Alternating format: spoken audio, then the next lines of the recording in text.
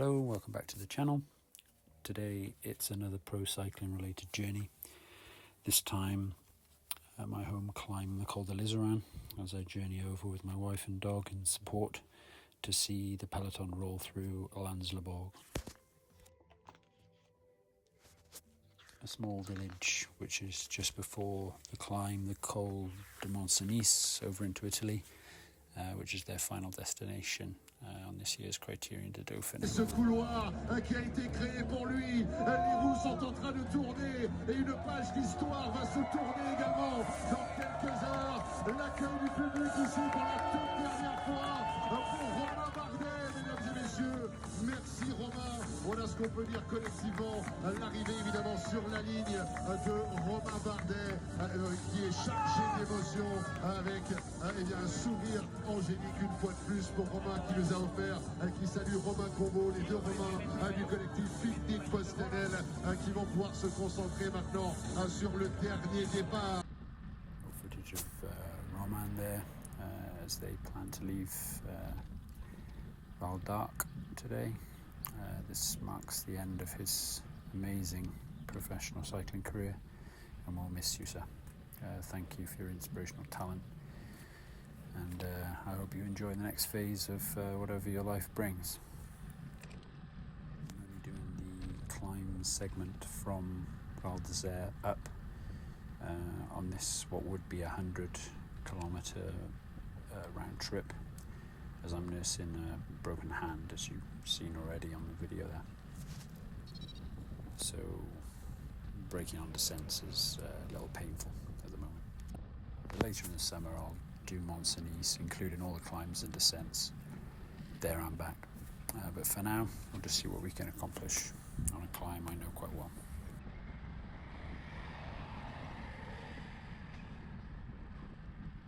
So the start proper of this segment of the long Col de Liseran climb, which does actually start in Bourg-Saint-Maurice if you want to do the whole thing.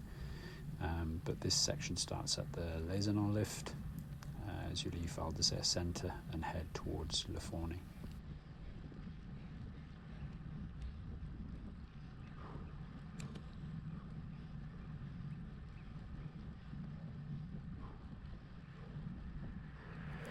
So I've sped up the footage by 50% so it's not too boring for you. So this is me setting off at about 2:30 in the afternoon when the pros were 40k out of Val d'Arc on stage 8 of what had already become another Tadej show. It seems like Visma bike don't have an answer for him in his current form in 2025. We'll just have to wait and see what happens at the Tour de France, but chapeau to him, he's just absolutely amazing.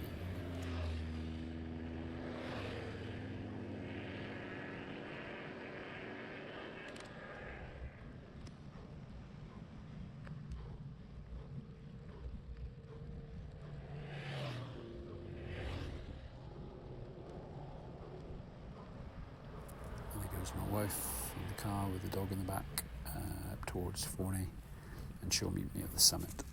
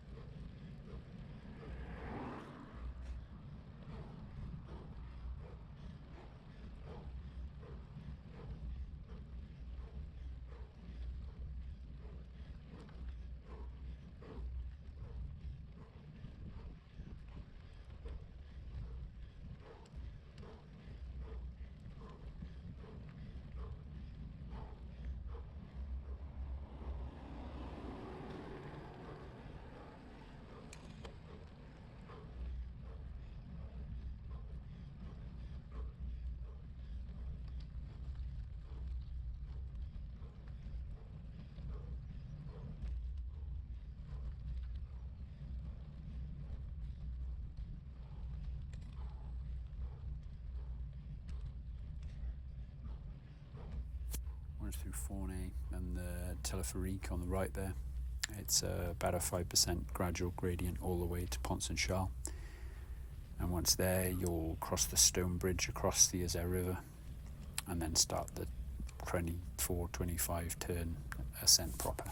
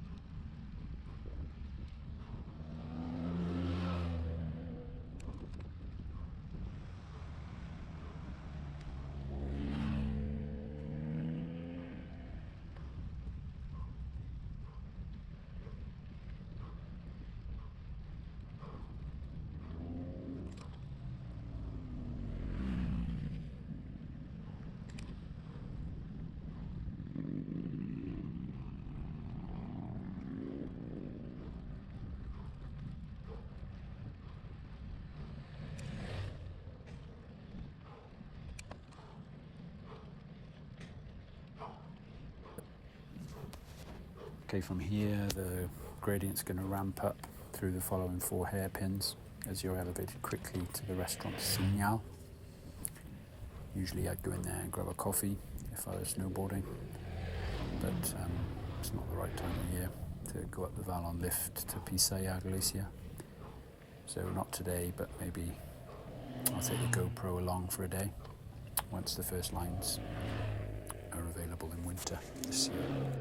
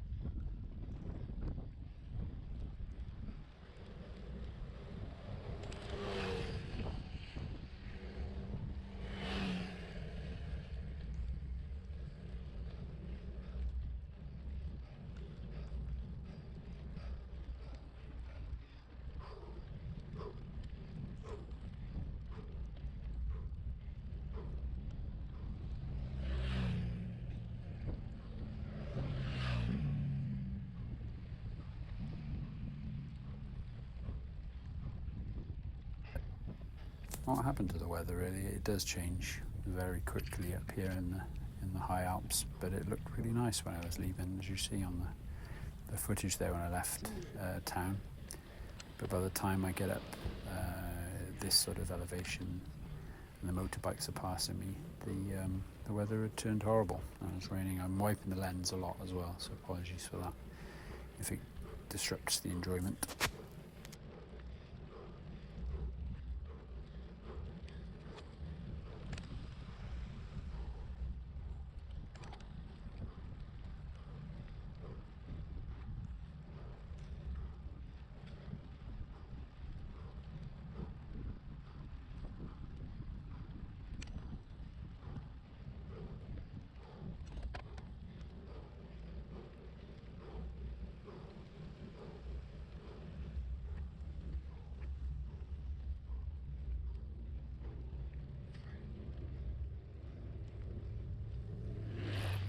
As I said, when I saw the TNT footage later on, the weather was just as bad and changeable on the pro side of these mountains.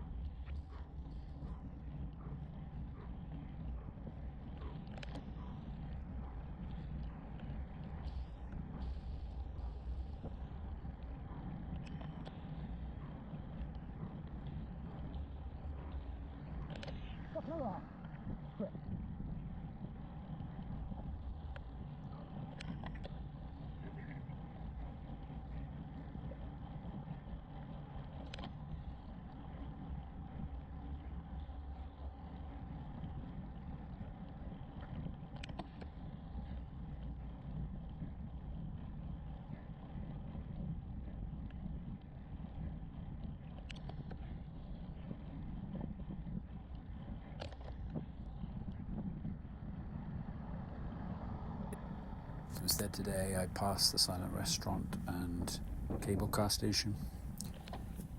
In fairly bad conditions, as you can see. It started to rain and head on up towards some motorcyclists that are hanging by Chalet Michel, which is that tiny little hut you see there on the right.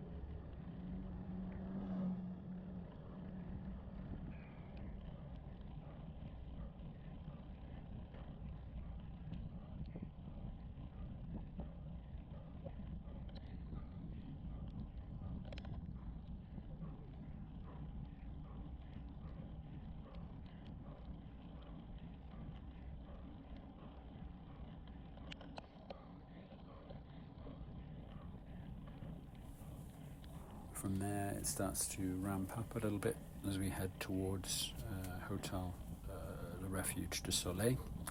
I'll drop a link in here if you're interested in stopping there when you come skiing. It's Europe's highest placed hotel and a nice place for lunch or sunny après if you're skiing here.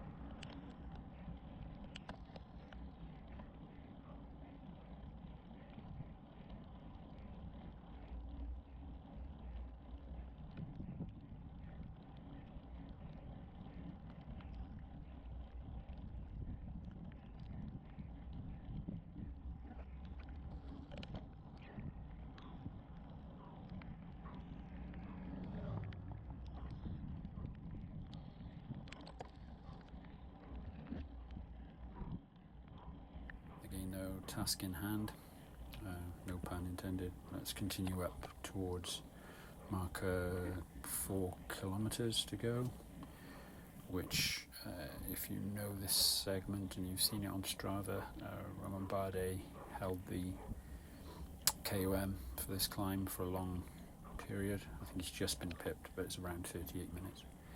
So by this time he would have been reaching the last few bends nearing the summit.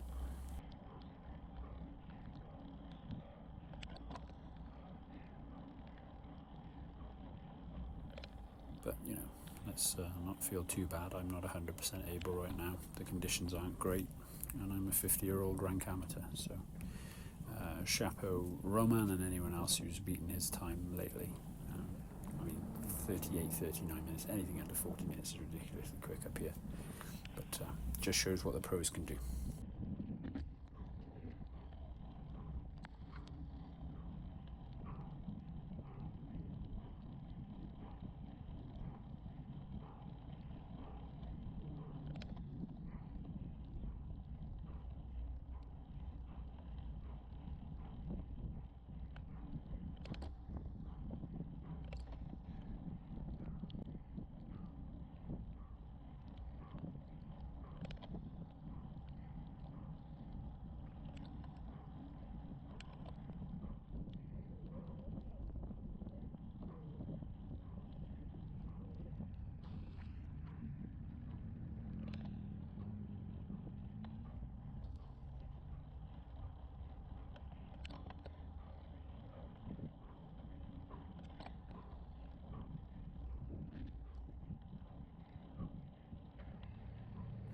But as always, you can see my Strava effort, the link's below.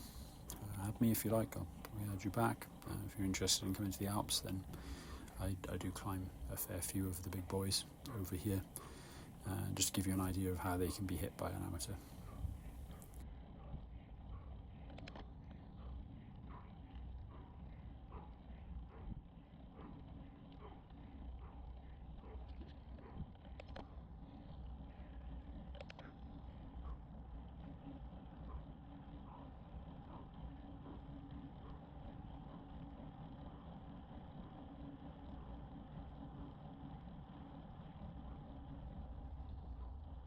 Enjoying the scenery to the left as we plod on up to the snow line, once round the few hairpins here, and then that right hooker by the viewing spot, which you'll see a couple of vans or cars parked by, I'm sure. We're now within 3 kilometers already of the summit.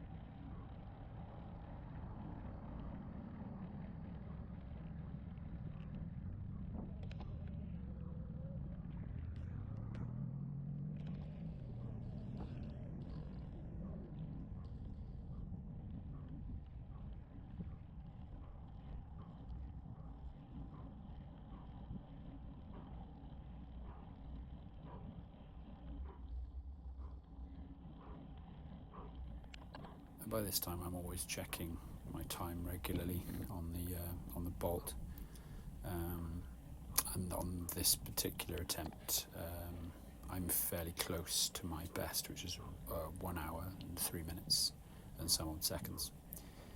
So, by my calculations, I'm going to be near, even though I'm not climbing at my best today.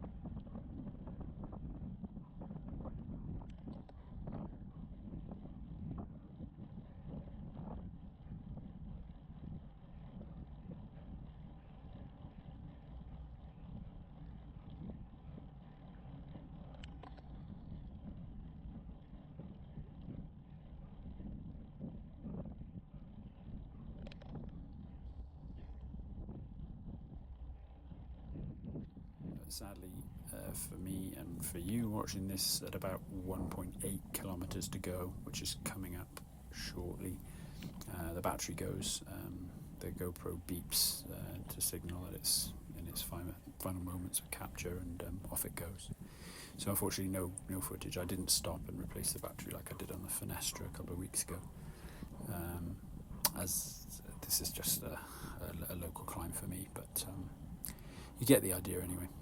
So at 1:01:43, which is my time for the day, I stopped the clock, and that placed me 31st this year, which isn't bad considering 310 guys have done it so far, and that's just the training camps and the amateurs that are climbing it in the last less than 2 weeks since it opened, Friday before last.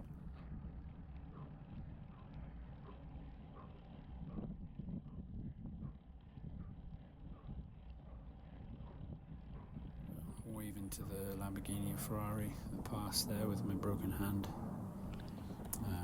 But the snow walls to the side, to the road edge, are telling me that I'm getting near the end.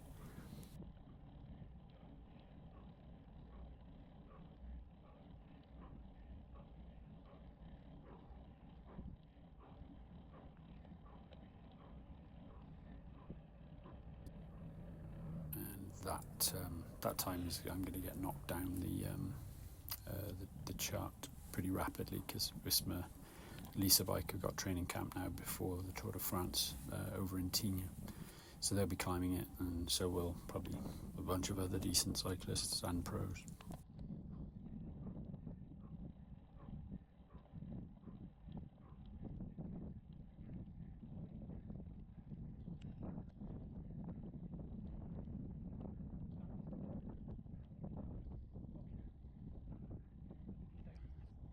So then there's a glimpse of the top. You can tell by the wind in the camera that it's pretty dicey up there weather-wise, and the view over towards where we're going. Bonnevalse Arc, and those are the mountains.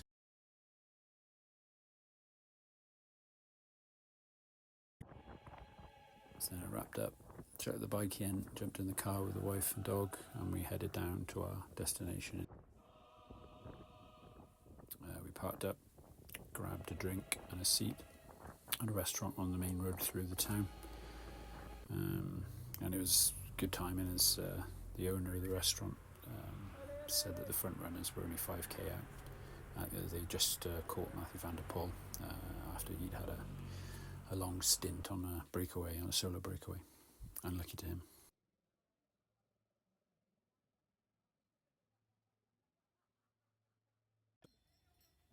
So I'm sure, like me, you already know the rest. So there's just some images now of my dog watching me watching them, and then a random herd of goats that my wife videoed walking through when we went to see the guys outside the team buses after the race, because they all came back down Mont-Cenis to chat, sign autographs and give away kit and whatnot.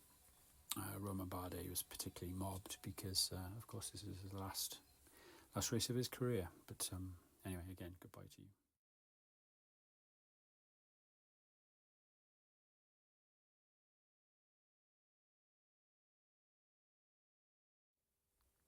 So yeah, so I'm guessing the goats were brought through by the herders as a tribute to Tadej, who's now considered the greatest of all time himself.